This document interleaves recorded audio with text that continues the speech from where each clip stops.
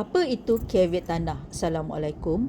Secara ringkasnya, caveat adalah satu proses undang-undang yang menghalang pemilik tanah dari melakukan sebarang urusan transaksi ke atas tanahnya untuk melindungi orang yang ada kepentingan ke atas tanah tersebut. Untuk mudah faham, saya bagi satu contoh. Ali membeli sebidang tanah dari Pak Hamid. Dalam kes ini, Ali adalah pembeli dan Pak Hamid adalah penjual dan pemilik tanah. Ali sudah membayar sejumlah wang dan telah menandatangani surat perjanjian jual beli iaitu Sales and Purchase Agreement. Ali khawatir kalau Pak Hamid mengubah fikirannya untuk jual pula kepada orang lain. Jadi Ali boleh mendaftar caveat di pejabat tanah di mana tanah tersebut didaftarkan.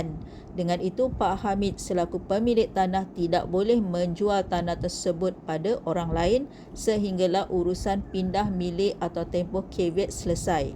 Ini disebut caveat persendirian. Di Malaysia ada beberapa jenis caveat yang lain. Sekarang tuan-puan dah faham kan? Jika ada sebarang kemusykilan dalam urusan tanah, bolehlah WhatsApp kami di A Legacy Empire Properties. Jumpa lagi di topik yang lain. Sekian.